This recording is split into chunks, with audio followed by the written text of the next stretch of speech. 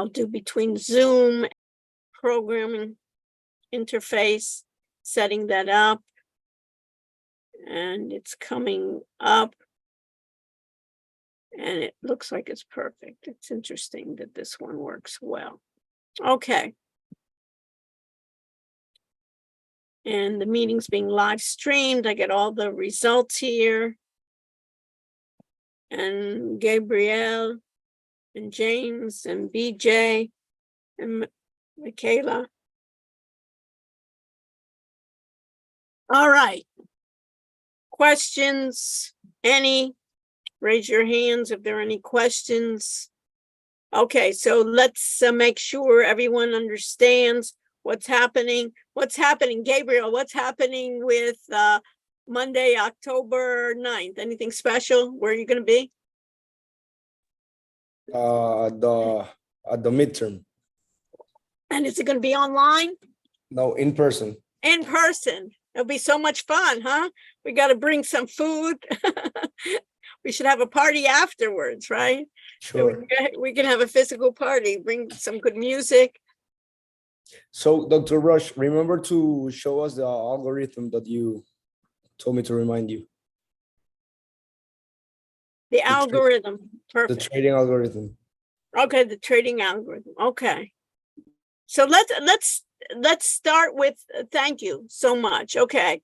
So let's start recording. Any other questions? So we know that we're going to meet together on Monday, October 9th in the School of Business in the SBA lab in 204. So if you go up the elevators and go towards the classroom, we're on the left.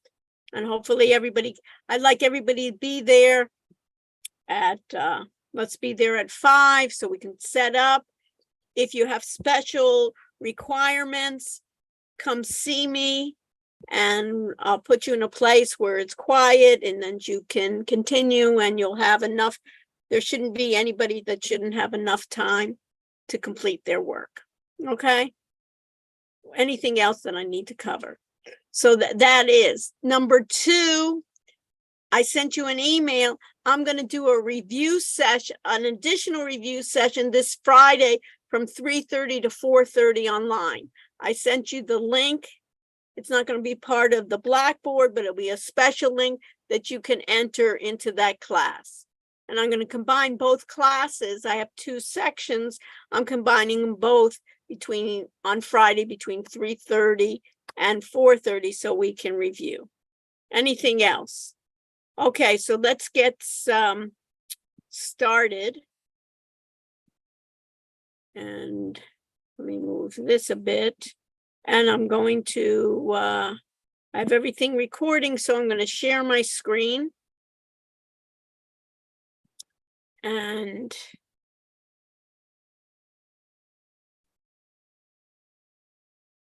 we see that we are recorded, which is good. You all look good. So a number of things just to get it out of the way. Monday, all your exercises are due too. If you're having issues with any of those exercises, Friday you can come and I can help you on that. Again, Chrome browser, when we use VDI, will be working. And the exam is on Monday. Make sure that you bring a pictured ID. The best is your Kane card, but it needs to be a picture ID. Bring for backup and recovery, right, Patrice? Bring your laptop with Respondus installed. And if you go to web links, you'll see, this is my VDI. These are the articles that you need to read: virtual desktop, automated trading, basic algorithm, what is back testing. And then you have the Respondus lockdown browser here that you can download. We'll be working on the computers in the lab, but in case something doesn't work in the lab, we'll have our backup. You remember, I'm always here for backup. Okay, what else is due? You'll see that we have the review sheet. So how I would study, how I said before, is I'd look at the review sheet. And the review sheet, if you look at it, is on Monday. Arrive 5 o'clock would be good. Pictured ID. The exam, of course, will cover all these. There'll be 2 parts. There'll be a multiple choice true false. You'll finish that. And after you finish that, you'll take a second part, which there'll be open-ended questions. And the open-ended questions will be, what are automated trading systems? What are the advantages and disadvantages? What are algorithms? What's the virtual desktop? What are the characteristics of backtest and optimization? Give examples of trading rules and strategies we used in class. And I think, Gabrielle, this is what you wanted me to cover, right? Was the trading rules? Was that it? Yeah. From the algorithm? Yeah. Yes. Yes. So I'll hopefully I'll be able to go over that. Okay. People were asking me, they're nervous. You know, you're always nervous about the first exam. The first exam, how I would study is I'd go through, make sure you go through know that you know these terms. And then I'd go through the PowerPoints, and you have the multiple choice tests that you've already taken. I'd go through that and not just remember that it's A, B, C, D, but rather try to understand why this was the correct answers, right? That's how I would study. So what I think I'll do is I'll start going through the chapters, and how I would do the chapters is I go to the PowerPoints, right? I'd start with the PowerPoint, the 9th edition, right? And I'd start with even TG1, right? I download it. And of course, download the review. And then I'd start with TG1. Let's see if I can get it up and go through it. Yes, hi, what's your question? Is every term that's going to be on the exam covered on the term sheet? Yeah, more or less. If You know, and also that plus the articles? well, the articles are separate. The articles will be on those open-ended high. I will choose 2 questions from that. So Okay. you don't have to worry about that. There won't be like another open-ended question that you've never seen. Do we need to go in depth into the terms that are provided on the review sheet, or is it just like surface level? Just surface level. You won't, because that's those terms will be multiple choice. So just like you had questions on the exams, you know, like primary, secondary, let's go over this, and once we do it. Okay. Yeah. All right. So it won't be, you won't be designing a chip. You know what I mean? Yeah. It won't be asking you what is the chip design for a CPU, or here's the schematic of a chip design, please. You know, don't need to be an electrical engineer for that. Great. Okay. Yeah. So let's go over it, and then this way we'll have it, and it'll calm our nerves and so forth. So basically, if I go through, these are, for instance, these are, for instance, terms that we had, right? The CPU is listed there, primary, secondary, input, output, communication, and ways. So basically what I need to know, if you're asking me that, is in hardware, in general, there's a rapid decrease in price. I know that performance gets higher. The only exception a bit is like if I buy an iPhone basically doesn't keep on decreasing in price. It even increases. But what I get almost in general, I could say rapid prices reduction because I'm getting more for it. Even when I get my new iPhone, I'm getting a better camera, I'm getting a faster CPU, right? I'm being able to do that. And then there's a need for then that infrastructure that a lot of times now they're calling it BYOD, is now people, even if they're in a work situation, they say, bring your own desktop. So one of the things that you need for Monday is you need to bring your laptop to class, to the test, in order, if there's a problem with the computer, that we have a backup and you need to have Respondus on it. And in this case, basically, you can think about we have basically inputs, and you can think about input devices as how do I get my data into the computer? So it's basically, what can I do? I can type, I can use voice, I can use a joystick, I can touch. These are the ways in which I'm going to get input ways. And these are ways in which input devices, even I can get my data there. So have you ever seen when I'm scanning, right? I can go to Publix, and instead of going to the regular cashier, I can just basically do a scanning device, a point of sale terminal where I just swipe myself and it will scan in. So those are input devices that they're having. And once it's processed, I see the results. How do I see the results? I can see it on a printer, I can see it on a monitor, I can see it on a plotter, or if I'm dealing with AI, basically AI can give me the answer via voice.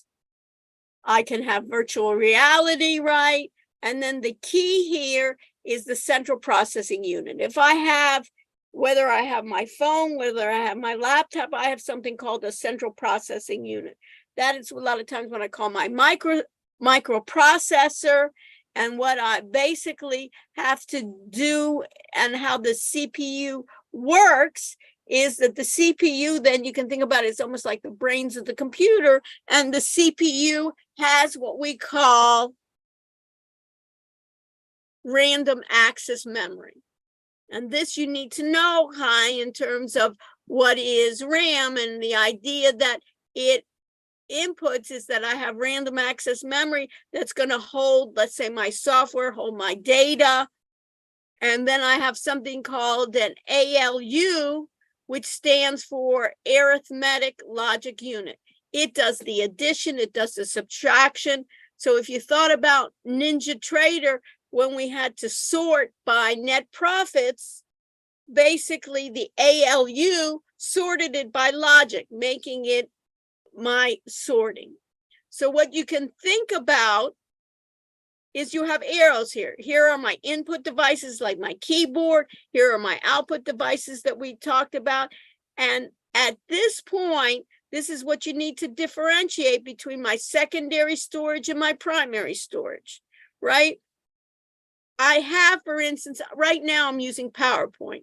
Do you see that, Abby? I'm right now using PowerPoint. My PowerPoint originated in my secondary storage. Let's say it was on my hard drive. I double-clicked and brought PowerPoint with the exact slides. I brought it into main storage. Whenever I use a program, I'm using the program in main memory. This is what we call RAM. This is an area where I'm using this area is where it's going to quickly process within my microprocessor. When I save my work, Abby, where does it go? Notice this is two ways. My secondary storage brings a copy, let's say of PowerPoint, into my main memory, into my RAM. And when I click save, let's say I make some additions here. When I save it, it goes back down to where, Abby?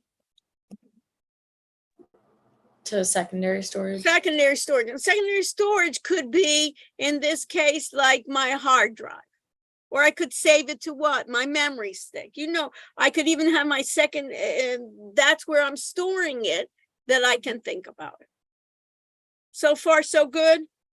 So then what I have then, you can think about this design here is I have inputs on my hardware and they basically go into my microprocessor. They go into my control unit.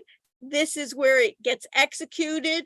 Anytime I do my arithmetic unit calculation, just like I did in NinjaTrader, or I went into Excel, it gets executed by my arithmetic logic unit. Once I get the result, it gets put into what? Main storage. A lot of times it's called RAM. There's something called Moore's Law. You can look that up. That's an example that can be on the test of asking what is Moore's Law. Moore's Law was saying a while back that Moore was stating that every 18 months, all our computer designs will double.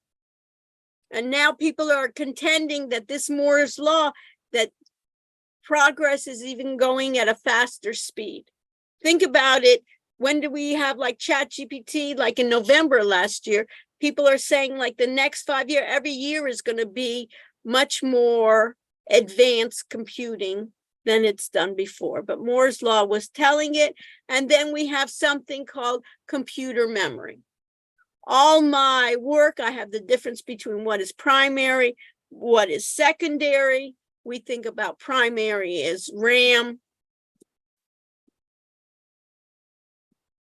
and ROM. RAM is random access memory. Random access memory, when we think of it, that primary is called volatile. Volatile means what? That as soon as I turn off my computer, Beatrice, what happens? I lose what was in main memory. That's why you always have either auto save programs that as you go along, it will save to the drive or save to the cloud. If I get some kind of problem that I lose connection, that's what it means, volatile, with RAM. And there's a piece of primary storage called ROM, which stands for read-only memory.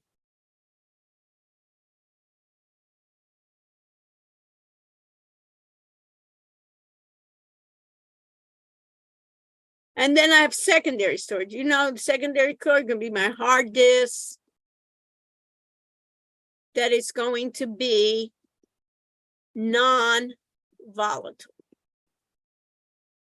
Means that it will remain. Also in computer memory, the smallest amount of memory is a 0 or 1. When I take in 8 of these, they become a character. So if I look at Dimitri's name, right, Dimitri, the letter D takes up 8 bits. And that's just how it's done.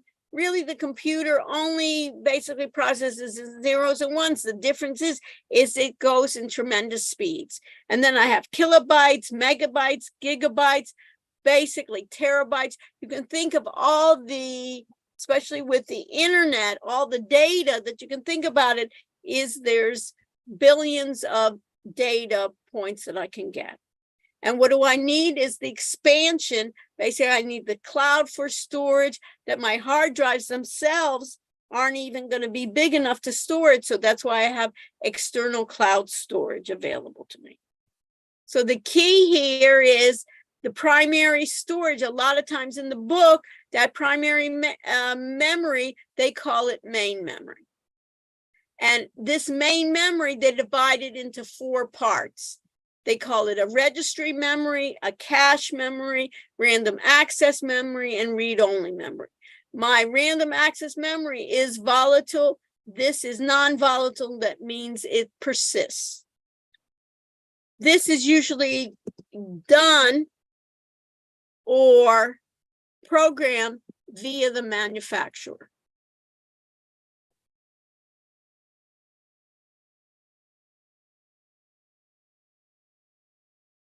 RAM, what's put in RAM can be by the user. Meaning I can decide what I want in RAM. I want to basically put in Microsoft PowerPoint, and I want to use Excel.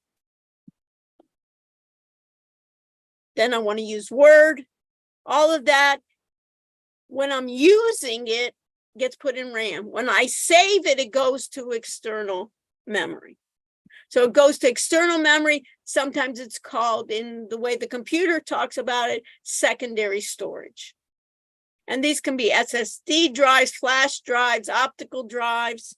And I know that they're giving me, in terms of this, primary compared to secondary. Primary, if I asked you, Dimitri, what's more expensive in general, primary storage versus secondary storage, for the amount of storage capacity, primary storage memory is more expensive than secondary.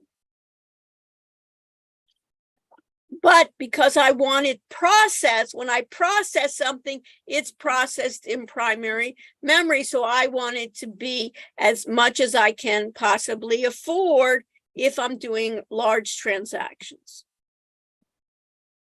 That's that chapter. So if I looked at my Word,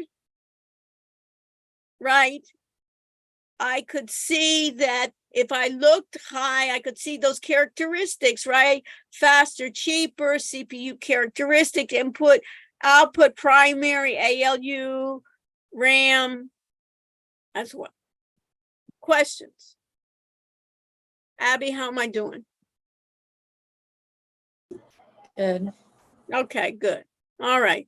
So we don't want to save it. Okay. The next one is I want to do is I want to look at my chapter TG2, which deals with what? It deals with software. Once we have the hardware, then we have the software. And what's unique about the software? Let me make this larger so people can see it. Once I have the software, this is a good review. I have hardware in the middle. We've already discussed that. Then I have something called systems software. What is systems software? System software, a lot of times another term is what? Operating systems. So if you think about that when they think about system software, you can think about it as operating systems. What are examples of operating systems? Dimitri, do you know any operating systems? Of course you do. Windows is one. What else? Mac OS. Mac OS is another one. What else? iOS. iOS, right? Android, these Linux, all of these are operating systems. And you say to yourself, number one, what does that mean? It means that it allows all the systems of the computer to work together. That means when I start typing on my keyboard, and whatever I input then will go to the CPU.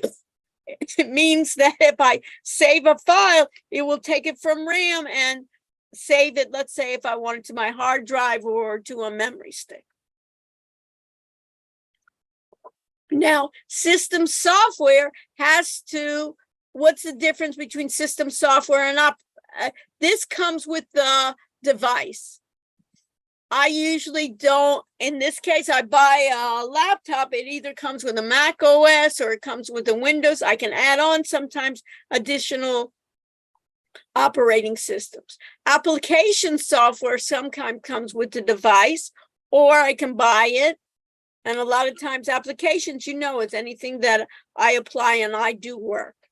Basically, system software, the computer does the work, and application software, the user is involved with it, and this has to be a match. The version of application, and pay attention, the version of application software has to comply with the system software. So that meant that NinjaTrader, some of you are trying to download NinjaTrader, if you didn't have the operating system of Windows, it would not work. The same thing, I have to go if I want to there's something as a in the Android store, Play Store, will not work on an iOS. We also talk about open source software that hopefully we'll look at today. In open source software, it basically is the code that's written. And what does open source software mean? That it basically is open to the public. So open source software means that it is open to the public, and the public can then edit that software or view that software. Other systems, for instance, Mac, a lot of times has what they call proprietary software, that they don't allow others to look at it or make changes. So I talk about an operating system, right? Windows, Mac, iOS, and application software. You're familiar with the application. I can have speech recognition software, voice recognition. I can use personal applications. We're getting more and more than personal, of course, the whole Office suite, Google Docs suite, right? I can do personal financing as well. So if I go back to my ones here, I can think about an operating system versus application, software licensing, private piracy, meaning that some software has license and is not completely free, that there are people that go and steal it, open source software that we spoke about. So I'm finished with that one. And now I want to talk about data. And data is king. We've talked about it. What is the key with data? It's not that we just don't have enough data. The issue is what? The issue with my data is how do I organize all my data? It's not that I have too little data. It's many times I even have too much data. I'm not even sure what I'm supposed to have. So the difference here is you need to know the difference on how to manage the data. What is a database approach? What is big data? And especially what are data warehouses and data marts? So if I think about this, it's a key. We're the university here, and what do we have? Do we have a lot of data? We are filled with data. We have student data, we have employee data, we have retention data, we have financial data, we have health data, and the key is how do we manage that? And this is what a key that you need to know is what is data governance? Data governance are the procedures and policies that are attributed to the data. It tells me what data should I collect, what data should I correct, what data should I delete, who is in charge of that data, and how should I secure that data, what type of data should be secured more rigorously than other types of data. That's what we call data governance. And there are people within the organization that decide on that. It's not one person, but certain, for instance, in the School of Business, there's people that are in charge of the School of Business data. There are people in charge of admissions data. There's people in charge of the registrar's data, your grade data, your health center data. So what becomes difficult here is it's growing the data, that's for sure. I want to get even what are my competitors' data. And what I don't want is my data to basically be outdated. Think about, we were doing the trading software. It's important that my trading software data is reliable, right? So I need that to be reliable that I can count on. And then when I think about it, definitely I want to have integrity. I want to secure my data. And many times there's government regulations. If I'm a bank, I have to follow my banking. If I am in healthcare, I have to follow certain, they call it HIPAA laws. If I'm in education, there's what they call FERPA laws, Family Education Act of student data. So basically you can think about it, it's going to be coming in multiple sources. We talked about that approach that I have to think about it, not just for my class that I have to worry about my data, but data across the entire organization, data that's going to not be siloed, meaning that I just have on my own data, but I want to find, for instance, females that are finance majors that are in the sports that have GPAs over 3.5, and I want to give them full scholarships and are Hispanic. So the key here in the database approach is once I figure out what to govern in the database approach, this is what you're going to need to know for the test features. Is data management systems, what we're trying to do is we're trying to organize my data, managing that data in a system, and I'm trying to minimize three things. Data redundancy. What does it mean, Patrice? That if I have your address, right, where you're living right now, I could have it then in, let's say, 100 different places in the university. I can have it in admissions, I can have it in the registrars, I can have it, even I could have your address, the School of Business could have it, the department could have it, housing could have it. I want to minimize data redundancy. That's what means data redundancies, that it is many times the same data copied over and over again. Do you understand that, Patrice? What's the problem? Why have it stored so many times? Also, when I have it stored so many times, I'll have more mistakes, right? It's supposed to be 1150 and somebody types 1250. Data isolation means that some parts, let's say the GPA is isolated. So when I have somebody comes to me and asks, I need people with GPAs over 3.5, that could be so isolated that I don't have access to it. And data inconsistency, that the data is not consistent over time. When I look at an address, I see 4 different addresses.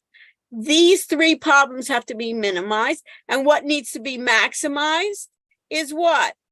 We are going to put our data together in one spot to minimize it. Guess what? I want it to be secure. I want to maximize the data security. I want it to have integrity, that I can rely on it. And I want it to be independent, that that it won't be, I can use it in independent situations.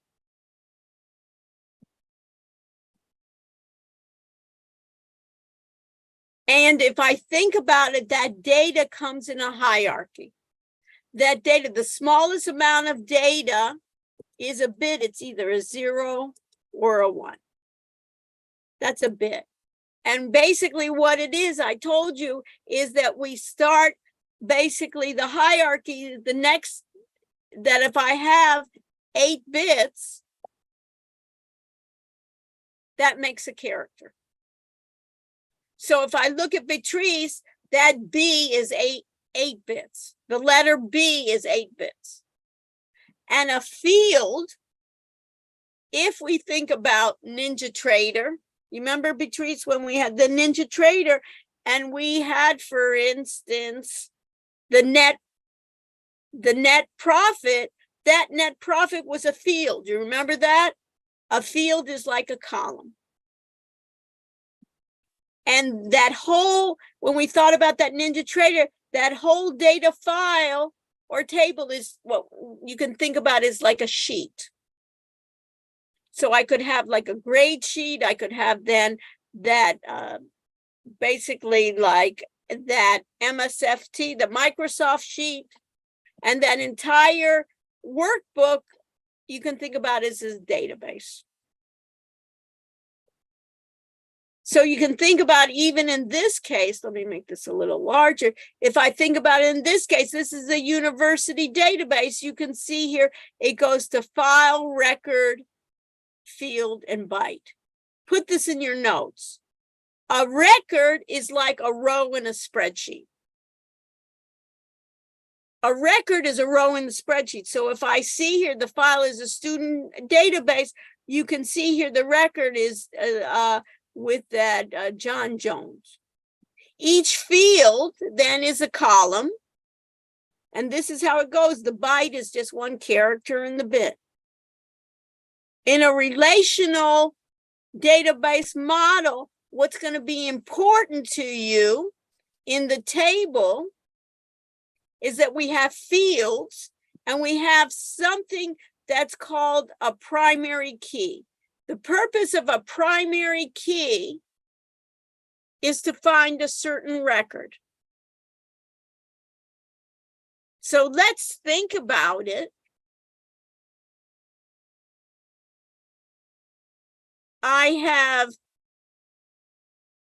Let's think about my test database. I have C number, last name, first name, grade, and major.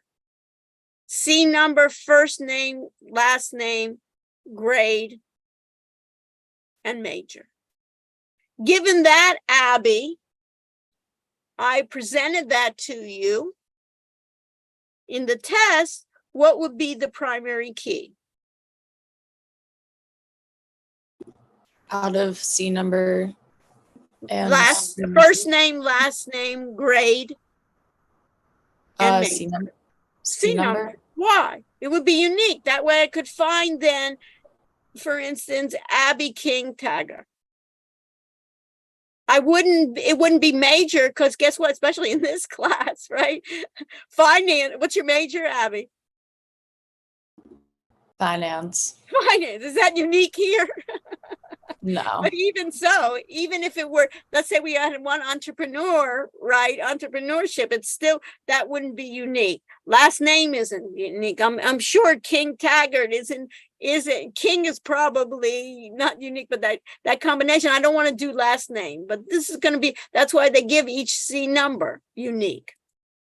And a secondary key could be something like last name.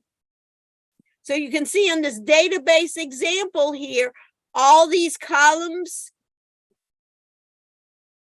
Abby, are called what? In database lingo, it's called fields. Student name, student ID, major, GPA, graduation. So Ella, a question could be, what is the primary key? And that would be an easy one, right? Which would be what? Student ID number. Student ID, right? Could be there.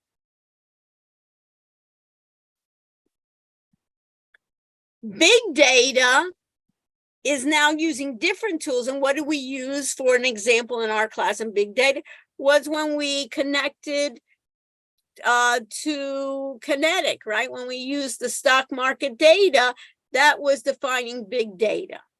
We can have really billions of items in big data. And there's issues in big data, and there's now special rules for big data. What are the special rules basically of big data? The description that it's diverse, yes, for sure. High volume, of course that is. High velocity, it really comes in big forms. And we need this to enable to be decision making, whether we're going to buy, whether we're going to sell, whether we're going to do a short, get some insight on my data, and look at that and process and do optimization. So I have my data there where I have then traditional makeup, and I think about it. Volume, velocity, variety makes up characteristics of big data. And of course, the issue is, do I trust the source? Could the data be not accurate? We got the Kinetic data. Do we really know? Somebody probably we have to rely on it, right? Because if I'm making my decisions to buy and sell, I definitely want it to be useful. And that's basically, I'm going to use it. Now, the other part, and you can put this in your notes here, when I think about data marts, describing data marts, the key here that you want to add into your notes, it's historical data.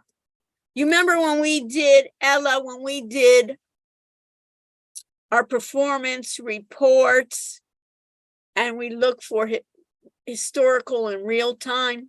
You remember there was historical in real time? A data warehouse uses historical data. It's not going to do real-time data. The reason I use data warehouse and data mart is to study my data. Where do we study our data? You remember when we, Ella, when we back tested, we said, let's see the past 1 year, had we traded this strategy, how well it would have worked. It's like a simulation we did. So that's where we're going to use a data warehouse. It's going to be all historical. And basically, we're going to enter our data there. Somebody has to be responsible for it. And then I'm going to make hypotheses about it. So a data warehouse, you can think about it. That's where I store what? Ella, historical data. And it's going to be organized by subject. And a data mart is a smaller version. So it may be the smaller version is we're just going to look at the Dow 30 stocks. That could be my data mart. Or Ella, we could look at just pharmaceutical companies. Or we may look at AI companies. That's going to be my data mart. It's a small version of looking at data. So the characteristics are that we can do online analytical processing, meaning like pivot tables that I can look at dimensions. I can see it's non-volatile, right? Because it's historical. There could be many dimensions on it. It could be date, time.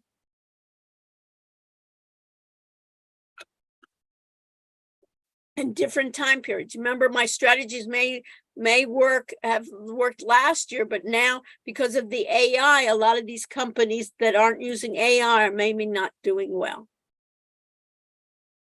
And this is way too much, but basically this says, hey, I got to clean my data, so I wouldn't worry about that.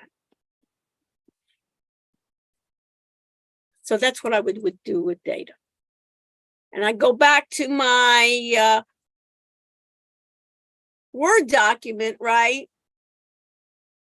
And if I look at I know this is what I need to know, Ella, right? I need to know the difference between data versus information versus knowledge. So basically my data is just going to be facts. My information is going to be more processed and my knowledge is going to give me some insight.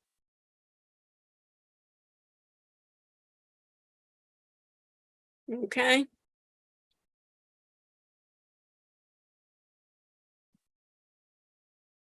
Now, let me close that. Don't save. And what else I want? I want my security.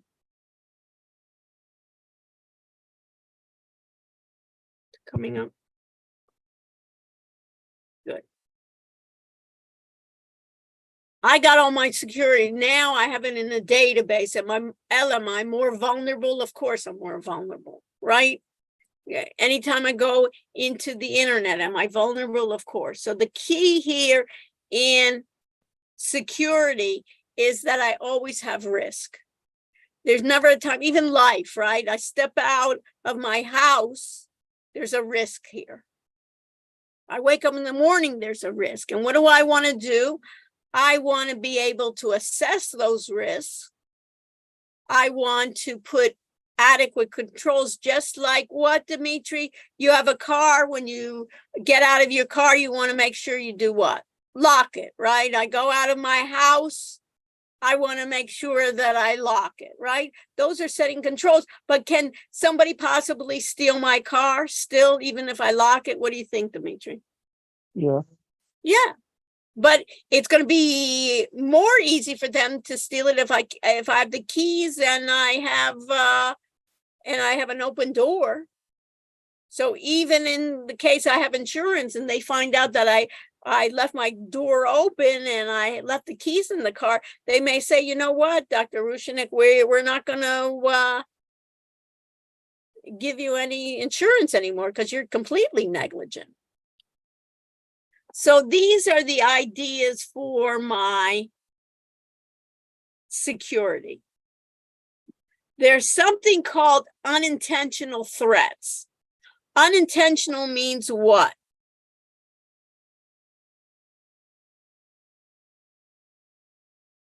If I think about it, Lauren, what does unintentional mean versus intentional threats? Like somebody or something didn't want that to happen or mean for that to happen. Unintentional meaning I didn't mean it. I'm not looking to be a hacker. Unintentionally, I clicked on a link, right? That was a suspicious. I didn't mean to do it. I didn't mean to corrupt the thing. Unintentionally, I gave my password to someone.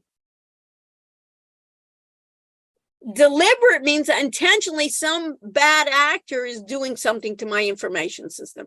So you need to know what's the difference between unintentional versus deliberate. Both can cause harm to the organization security systems.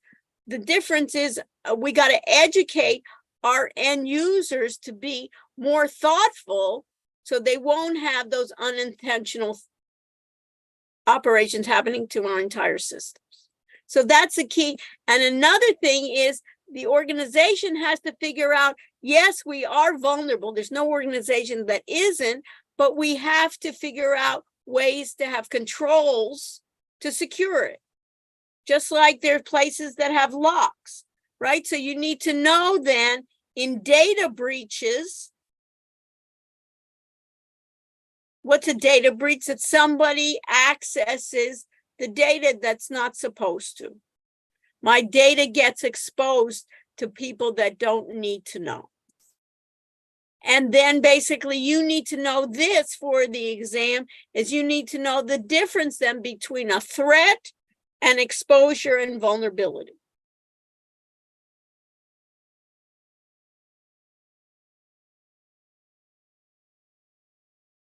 And definitely contributing to my vulnerability is if I'm on the internet, I am going to be more vulnerable.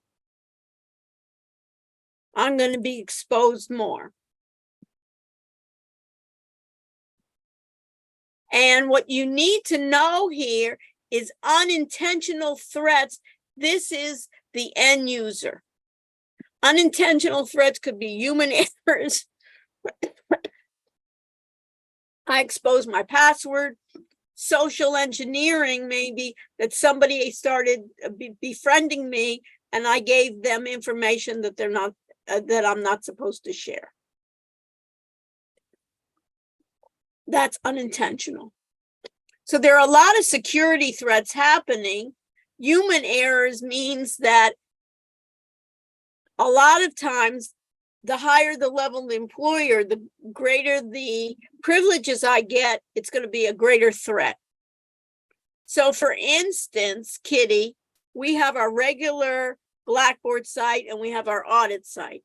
What in the audit site, do I give you more privileges or less privileges, Kitty? More privileges. So is there more threat to that system? Yes. Can you can add, but can you also delete other people's files? Kitty. Yeah. So I'm giving you more privileges. So if we give a number of people, right, this data isn't that important, but you want to be able, if you're going to be putting that systems in, what are the proper controls here is that you want to tell everybody, make a backup. So Kitty, just by mistake, somebody could be deleting your homework. You want to save it in another device. So in case that happens, you have a backup. So you can think about it of those threats coming from humans. So common human errors, we can do careless, and this is what you're going to have in the exam too, Kitty, is what is social engineering? Social engineering is basically, you can think about it, is people that are schmoozing with bad intentions. But the end user, you're the end user, you're doing it unintentionally. So what you can get an attack, a perpetrator uses social skills or a trick to manipulate legitimate employees into giving them confidential information or sharing passwords. I call you Kitty and I pretend to be an IT support team, and Kitty, we're doing an update. Can you please give me your user? I want to confirm your username and password, and you give it to me. And then they do nefarious types of things. Deliberate threats. Think about it. Deliberate, somebody deliberately doing it. They're trespassing, espionaging. There's something called ransomware. Have you ever heard of that, Kitty? Sorry, what'd you say? Did you ever hear of the word ransomware? I have not.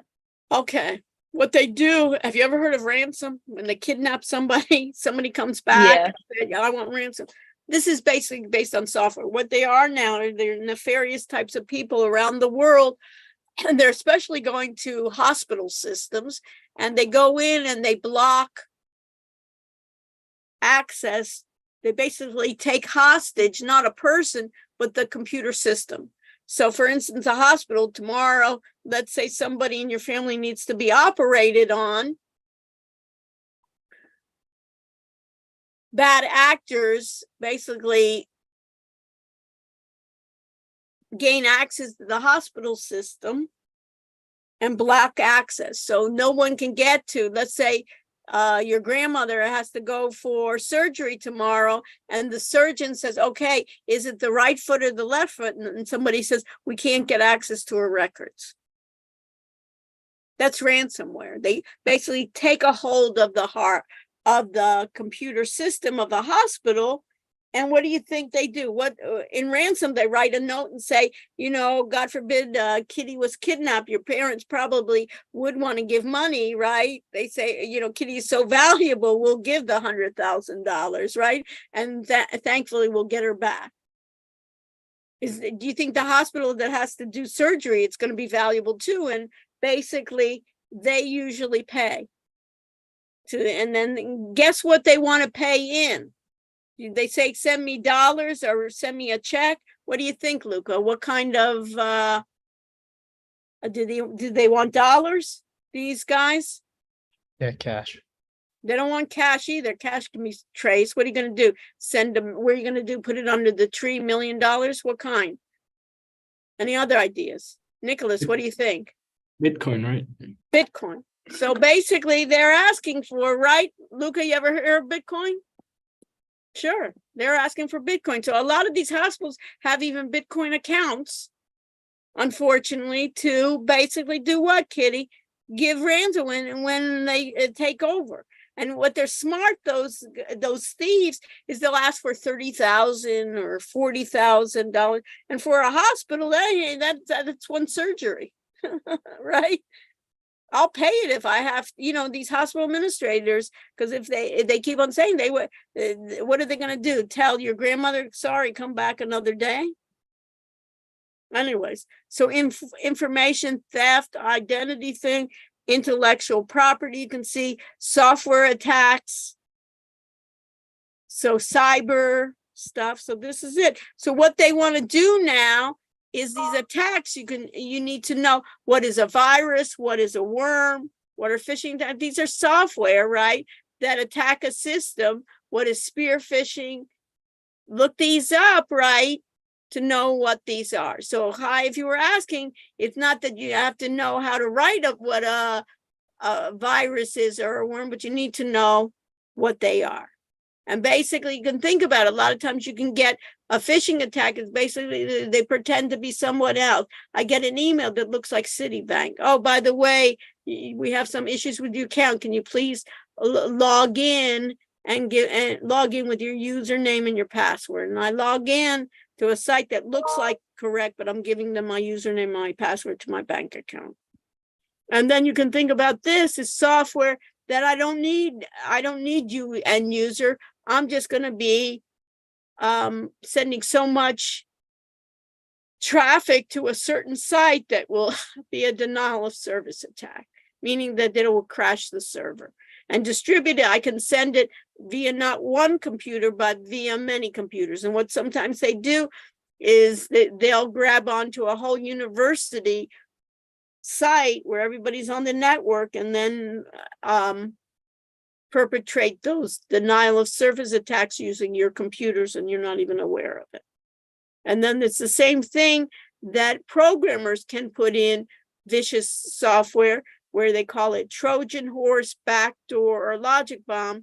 You need to know the definitions. And also it could be, you can get basically as you're basically skimming the internet by going to a website, you can inadvertently get downloaded like adware. Have you ever gotten that? You get these pop-ups, ads that you never asked for. Spyware, if you go into a lab, you can start typing in your username and password, and a nefarious software program can be grabbing onto your username and password, spam, tracking with cookies.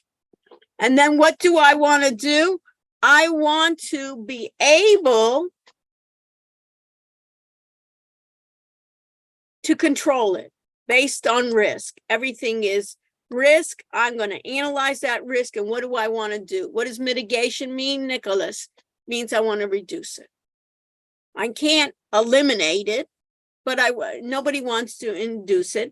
And then I have in risk mitigation, it may be there's a certain amount of risk that I want to take. For instance, in trading, is there risk in trading? Of course. So I said, you know what my risk acceptance is? I'm willing to lose 0.5% a day, or I'm willing to lose 1% a day, or I want to limit my risk. I'm accepting my risk, but I want to limit it to. After I lose 5%, just get me out of trades. And what is risk transference? What do you think, Ella? What is risk transference? I want to transfer the risk to someone else. So if I buy a car, I do risk transfers. I buy what? Ella. If you buy a car, the risk transfers to you from the. Well, I buy a car. I buy insurance, and I transfer some of the risk to the insurance company, right? So when I get if I'm paying my monthly or my half yearly payments, I'm transferring some of that risk to the insurance company. So I have even under risk transference, the university has cybersecurity insurance. If they get hacked and there are damages, the insurance company will cover it if they do the proper procedures. If they're negligent and don't have proper passwords, don't have duo mobile and things like that, then they won't be covered. So basically you can think, then there's controls. I set up controls, physical. What are the physical ones? Lock the labs, access. What is it being? I'm able to access Blackboard. Communication controls, business continuity planning, meaning when all the computers are down, what will the university do? What kind of plans will they do?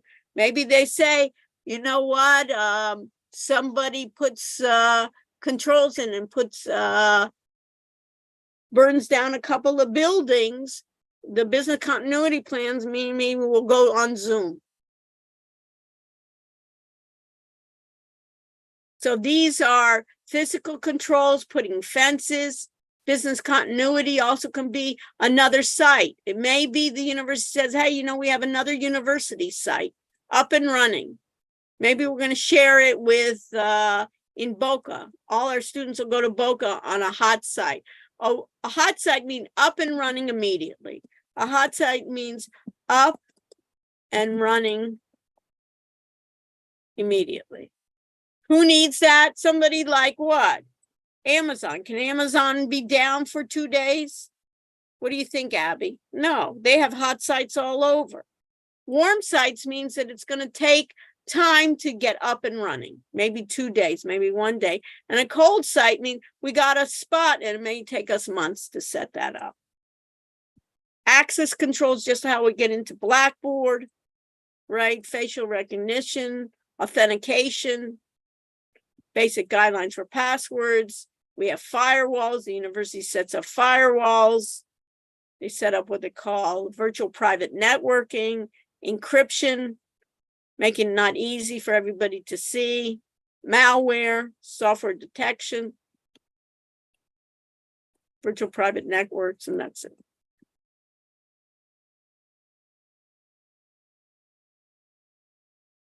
And don't save. So the other part that I can think about, so these are the areas in which you need to know.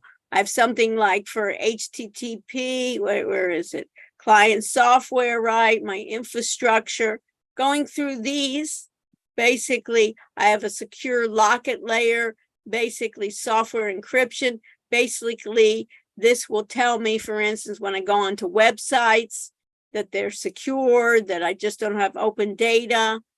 I can have, when I go into a website, this stands for Hypertext Transfer Protocol. The S here means that it's secure, that the data is encrypted, meaning that they just don't see text. This is secure. The HTTPS is secure. This is non-secure. So maybe I don't mind roaming in on UM's website, but if they ask me for any financial, put in my credit card, it better be HTTPS secure. And these are the open-ended.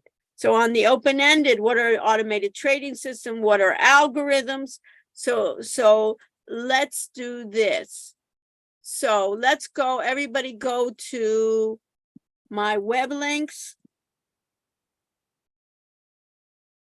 And under my web links, I'm going to go to my VDI, right? And I'll say allow. And I'll connect.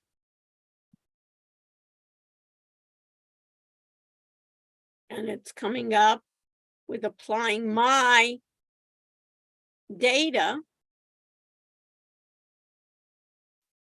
And when we think about trading rules, if we remember, we were using something called SMA crossover. Let me see if I can get this working. Let's see if it'll come up.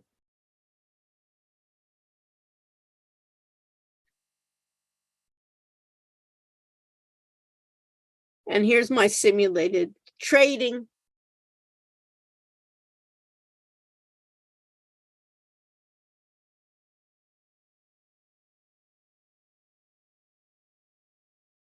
Right, I'm going to close this, right? It's just like everybody knows it. I'm going to connect to my data. This is like big data connecting. These is an example of connecting to big data. I have my big data here. And in this case, if I have my new chart, and in my new chart, it doesn't matter right now. Let's say I'll do the video. It doesn't matter who I do. And I'm in day and I say, okay, I should get a chart, right? And in my chart, where I get my chart is if I go to strategies, right? And our strategy was that I did sample MA crossover. It was 2 lines that crossed over. One was my fast line, one was my slow line. And then I enabled it. Everything's easy when we know it now. And I say, okay. And I say, okay. And now it basically is, I have two lines here. This is, in this case, if I look at it, let me just change the coloring here because it's green. Let me just change the properties. And you can see this is my, in this case, this is my slow. Let me just change my color so I can see it back. Let me just change turquoise. Okay. Basically, my strategy, my trading rule says when this gold crosses below the blue, this turquoise, then the rule is sell short. This was when this gold, let me make this so you can see it. This gold crossed over this green. When the fast crossed over the slow, then we buy. When the fast crossed below, we short. So if I had to write that in English, I could do the trading rule that I have two moving averages, the fast, which was 10 days, the slow, which was 20, let's say it was supposed to be 25, right? I could buy in short, so my moving average would just state this. If the fast moving average crossed above the slow moving average, what would I need to do, Ella? Buy. When would I short, Ella? When the fast crossed below. When it crossed below, then I would short. That would be my rule.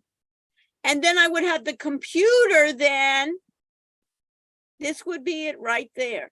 Then I would have the computer write the code. That's a rule. That's what you see right there. Right here. Does that make sense, Ella? Yeah. That's it. That's what a trading rule is. So Gabrielle, when you were asking about the algorithm, that's the algorithm. That's a trading rule. Wait, Professor, I have a question. Yeah. The fast crossing over the slow and all that, is that moving average or SMA? Yeah, moving average. It's right here, this moving average. Okay, This one, if I look out here, this is one moving average. And this is another moving average. This is every 10 days. It's smoothed it out. And this one is every 25 days. And in the test and an open-ended question, how many strategies do we need to talk about? Just one? Just or- one. We've only used one. Okay. SMA. So if I go back to my Word document, these are the possible questions.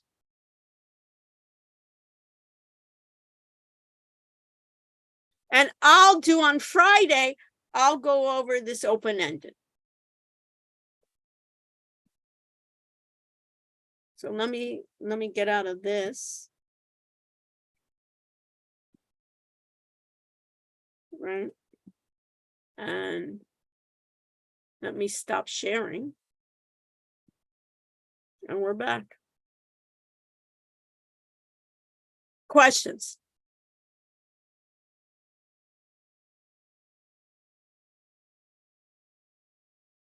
Kitty, what do you think? No questions. Okay, so now you learned about ransomware, right? And it'll be paid. And why would it be paid in Bitcoin? Because they don't want it to be followed, right? Ship them Bitcoin and they think that they can't. It turns out that the FBI can follow them. You know what I mean? So, but it's harder. And asking for dollars, what are they going to do? Put it in on Red Road and US 1, put it in a brown bag and we'll come pick it up, you know? Who knows where they are? They're probably not in Coral Gables and they probably don't even know where Coral Gables is. Just send me the Bitcoin. Okay, Gabrielle, thank you for asking. That makes sense, Gabrielle? You have any other questions? No, that's all. Okay, so those of you that would like to join me on Friday, I sent you a link. On Friday, let me do the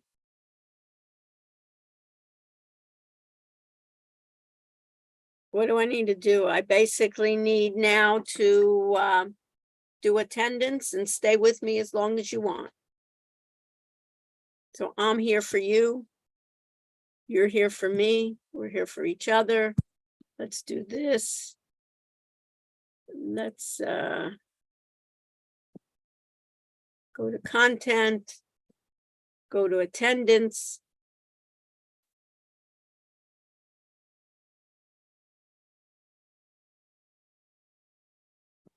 Let's load in, start checking.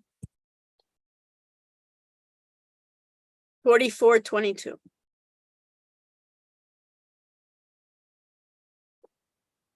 Stay with me and I'll answer any questions you have, anything that I can help you with.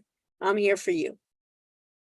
Otherwise, I'll do another review session on Friday from 3:30 to 4:30, and I'll try to record it. But you know, you never know.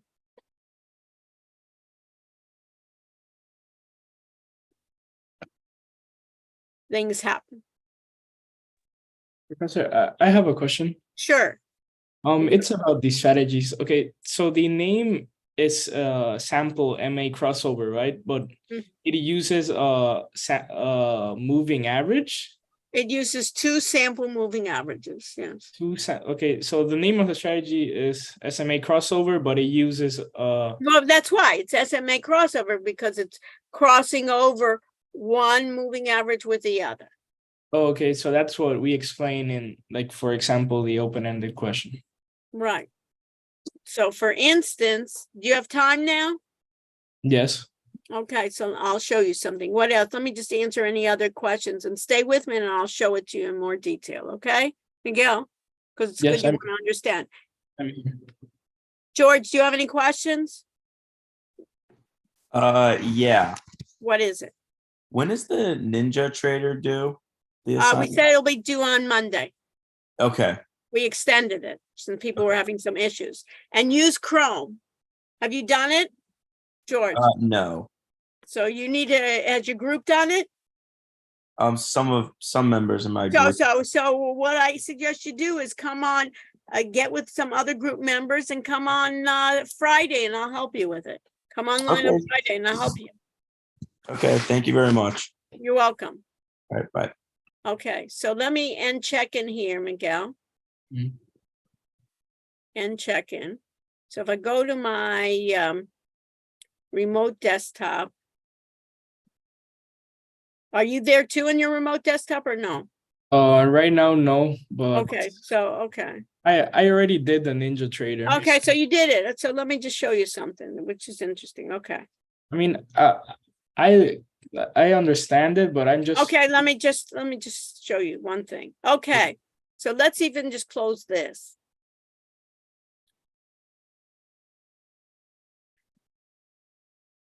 Is closing? What's going on? Okay, let's close this and let's start with a new chart. Okay.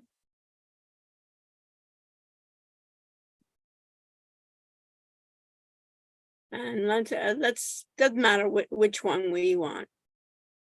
It doesn't matter. Whatever this is, I don't care. Okay. And now I say, okay. You see this? This is a chart, right? yes. So basically what there are is there's something called indicators. Have you ever heard of that? Yes. Okay. So if I go to indicators here, what am I going to look under? What indicators are we using here? What's it called? What's our strategy called? Oh, SMA crossover. Right. So what are we looking for now for an indicator? The lines. We're like- looking for one SMA, right? Uh-huh. This is one SMA. And what was the first SMA? How many days was it? 10, right? 10, right? So I'm going to make 10. right? Mhm. And now I'm going to apply, and I'm going to say, okay. So this is the gold one. This is one SMA. This is one moving average. Mhm. Now, what did we say our strategy was? Was 2, right? Yes. The So slow, what should which we- is 25 days. Right. So what are we going to do? We're going to go back to indicators. Which indicator am I going to look for? SMA. SMA.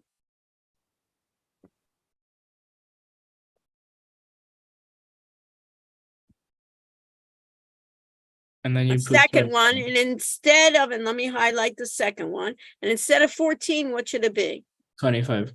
25. That's, it could be anything later Yeah. on, you know what I mean? But this Yeah. is what the built-in said to begin with. And now I'm going to say apply. Yeah. Okay, Thankfully. now this one, let me change colors, right? Let me just change colors on it because they're too much alike, right? Mhm. So let me change in this one. Let me change in terms of the coloring. See right here, this SMA, instead they put everything as gold. Let me go down, let me just change the color. So instead of golden, let's make it turquoise. And let's apply. So now we can see. So in this case, that chartreuse, that blue one, that turquoise is 25. So this is the slow. Yeah. This has no strategy in it. It's just indicators. Yeah. So we could physically look that the gold, right? When it goes above, when the fast goes above, then we should do something. When the fast goes below, we should do something else. Mhm. And then I can go back and say, is it crossing over? This is the SMA crossover. Two simple moving averages crossovering. And we are just making, this is what the strategy says. Mhm. And if I wanted to look at the strategy, you're going to get so excited about that. If I wanted to look at the strategy, I could go to new. Well, let me just do this. So these are the things. So if I want instead to do strategy, what am I choosing? S sample SMA crossover, right? 1025. That's already built in. It has already indicators already within the strategy telling it the rules. Mhm. And now if I say, okay,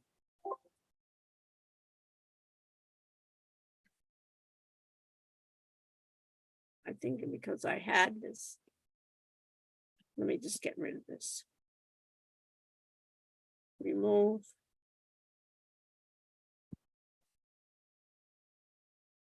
And then remove. Now, let me go to strategy. Let me go to SMA crossover, right? Let me go to enabled, right? Yeah. Apply. Okay. Okay. Now this is the same thing, right? But it Mhm. says right here what? When my gold goes above, when my fast goes above, what should I do? Let me get You my buy and then run. it kind of works, right? Like Yes. it's doing the correct thing. Yeah, and sometimes right here, it's really doing well. Sometimes Yeah. see this little red, it's not. And then you highlight it and you finance it, and that's what we were looking at. Now, what's interesting here is if I go to the control panel, let me close this.